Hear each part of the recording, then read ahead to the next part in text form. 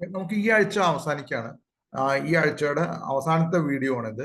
അപ്പോൾ വാലിഡിറ്റി, അപ്പോൾ നാളെ മുതൽക്ക് മറ്റൊരു വീക്ക് ആരംഭിക്കും. അതിന്റെ സിലബസ് നാളെ രാവിലെ തന്നെ LMS ഇടാം. അപ്പോൾ ഇത് വാലിഡിറ്റിയുടെ 2 വാലിഡിറ്റിയും കൂടി നോക്കാണ്ട്, അത് കഴിഞ്ഞ് വാലിഡിറ്റി അവസാനിക്കാം. ഏകദേശം എല്ലാ വാലിഡിറ്റിയും നോക്കിക്കഴിഞ്ഞു. അപ്പൊ നമുക്ക് ബാക്കിയുള്ള വാലിഡിറ്റി നോക്കാം. അപ്പൊ ഏറ്റവും ആദ്യമായിട്ട് നമ്മൾ വാലിഡിറ്റിയെ പറ്റിയുള്ള ഡിസ്കഷൻ വരുമ്പോൾ ഏറ്റവും ആദ്യമായിട്ട് നോക്കേണ്ട വാലിഡിറ്റി ഫേസ് വാലിഡിറ്റി ആണ്. അപ്പോൾ ആദ്യം ഫേസ് വാലിഡിറ്റി, പിന്നെ കണ്ടന്റ് വാലിഡിറ്റി, പിന്നെ കൺസ്ട്രക്ട് വാലിഡിറ്റി, പിന്നെ ക്രൈറ്റീരിയൻ വാലിഡിറ്റി. അതാണ് അതിന്റെ ഒരു സീക്വൻസ്. അപ്പൊ നമ്മൾ ബുദ്ധിമുട്ടുള്ള വാലിഡിറ്റി ആണ് കൺസ്ട്രക്ട് വാലിഡിറ്റി, ക്രൈറ്റീരിയൻ വാലിഡിറ്റി. അതുകൊണ്ടാണ് ആദ്യം നോക്കിയത്. അപ്പൊ നമ്മൾ ഈ പൈലറ്റ് സ്റ്റഡി ആരംഭിക്കാൻ പോകുന്നതിന്റെ മുന്നേ തന്നെ നോക്കേണ്ട ഒരു വാലിഡിറ്റിയാണ് ഫേസ് വാലിഡിറ്റി. അത് ഓക്കെ ആണെങ്കിലാണ് ഈ ടോട്ടൽ റെസ്പോണ്ടൻസിന്റെ 10% റെസ്പോണ്ടന്റിനെ എടുത്തിട്ട് നമ്മൾ പൈലറ്റ് സ്റ്റഡി നടത്തുന്നത്. അപ്പൊ അത് നമ്മൾ ഫേസ് വാലിഡിറ്റി നോക്കുക.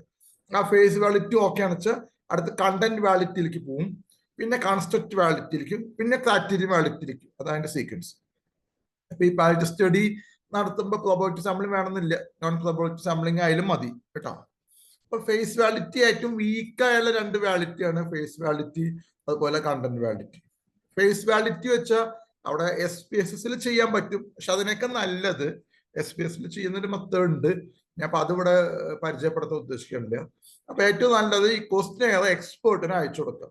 എക്സ്പേർട്ടിന്റെ കാഴ്ചപ്പാട്, എക്സ്പേർട്ട് വെച്ച് 2 തരത്തിലുള്ള എക്സ്പേർട്ട്, ആ സബ്ജക്റ്റിലുള്ള സ്പെഷ്യലിസ്റ്റും വളരെ പരിചയമുള്ള റിസർച്ചേഴ്സും, ഇതാണ് എക്സ്പേർട്ട്.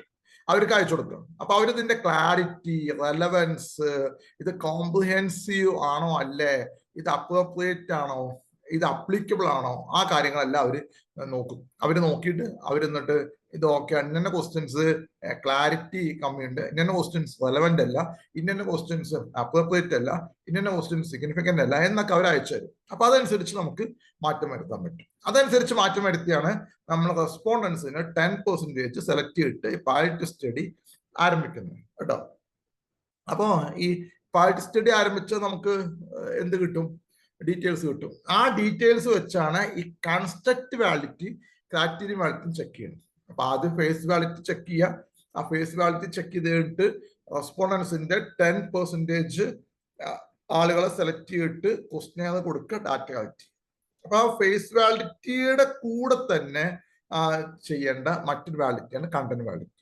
അപ്പൊ നമുക്ക് ഒന്നും കൂടി ഇതിനെ സംസാരിക്കുകയാണെന്ന് വെച്ചാൽ ആദ്യം ഫേസ് വാലിഡിറ്റിയും കണ്ടന്റ് വാലിഡിറ്റിയും നിങ്ങൾ പരിശോധിക്കുക.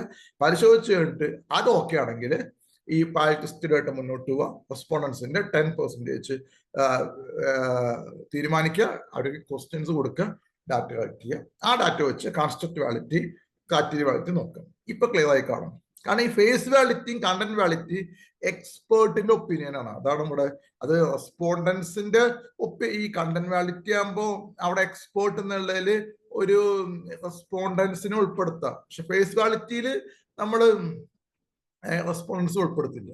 അതുകൊണ്ട് ഫേസ് വാലിഡിറ്റിയിൽ എക്സ്പേർട്ട് മാത്രം, കണ്ടന്റ് വാലിഡിറ്റിയിൽ എക്സ്പേർട്ട് ആവാം, ഒരു മിനിയേച്ചർ ഫോം ഓഫ് റെസ്പോണ്ടൻസ് ആവാം. അതാണ് അതിലെ വ്യത്യാസം വരുന്നത്.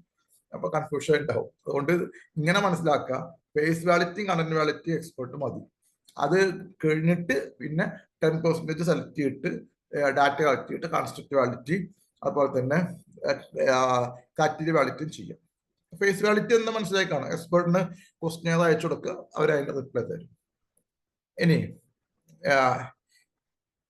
കണ്ടന്റ് വാലിഡിറ്റിയിലേക്ക് പോകുമ്പോൾ ഈ ഒരു നമ്മുടെ സ്കെയിൽ അത് എത്ര കണ്ട് റെലവെന്റ് ആണ്, ആ കൺസ്ട്രക്റ്റിനെ നമ്മൾ ഉദ്ദേശിക്കുന്ന കൺസ്ട്രക്റ്റുകളെ റെപ്രസെന്റ് ചെയ്യാൻ പറ്റുന്നുണ്ടോ ഇല്ലേ എന്നതാണ് ഉദ്ദേശിക്കുന്നത്. അപ്പൊ അവിടെ ചില ഇക്വേഷൻസ് ഒക്കെ ഉണ്ട്, ഞാൻ ഒന്ന് ഷെയർ ചെയ്യാതെ. അപ്പോ ഇതാണ് അതിൻ്റെ ഒരു ഇക്വേഷൻ വരുന്നത് കേട്ടോ. കണ്ടോ, ഒരു മെത്തേഡാണ് കണ്ടന്റ് വാലിഡിറ്റി റേഷ്യോ എന്ന മെത്തേഡാണ്. NE - N/2/N/2 ഇതാണ് ഇക്വേഷൻ. അവിടെ NE എന്ന് വെച്ചാൽ എത്ര ആൾക്കാരാണ് ഈ ക്വസ്റ്റ്യൻ, ആദ്യത്തെ ക്വസ്റ്റ്യൻ ഓരോ ക്വസ്റ്റ്യൻ്റെ ആയിട്ട് ചെയ്യണം. അപ്പൊ ആദ്യത്തെ ക്വസ്റ്റ്യൻ എത്ര ആൾക്കാരെ എസെൻഷ്യൽ എന്ന് എഴുതി എക്സ്പേർട്ട്. എന്ന് വെച്ചാൽ ആകെ എത്ര എക്സ്പേർട്ട് ഉണ്ട്. അപ്പൊ ഒരു 10 എക്സ്പേർട്ട് ആണെന്ന് വെച്ചാൽ അതിൽ 8 ആൾക്കാര് ആദ്യത്തെ ക്വസ്റ്റ്യൻ എസെൻഷ്യൽ എന്ന് എഴുതിയ ആദ്യത്തെ ക്വസ്റ്റ്യന്റെ കണ്ടന്റ് വാലിഡിറ്റി റേഷ്യോ കിട്ടുക 8 - 5/5 അങ്ങനെ കിട്ടും. അപ്പൊ 3/5 കിട്ടും.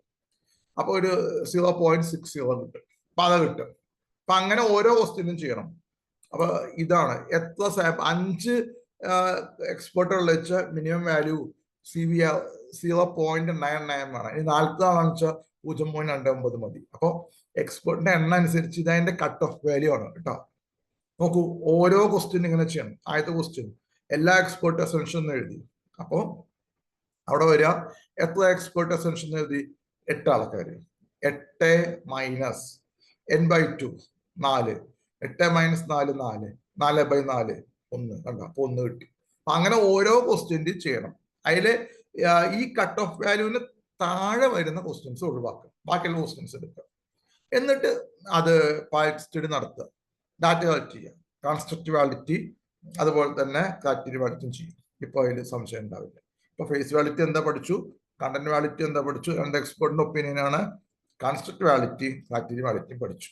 അപ്പോൾ റിലയബിലിറ്റി വാലിഡിറ്റി അത് എക്സ്റ്റേണൽ ഇന്റേണൽ അത് പഠിച്ചു കഴിഞ്ഞു കേട്ടോ. അപ്പൊ ഓക്കെ. അപ്പൊ നാളെ തൊട്ട് പുതിയൊരു വീക്ക് സ്റ്റാർട്ട്.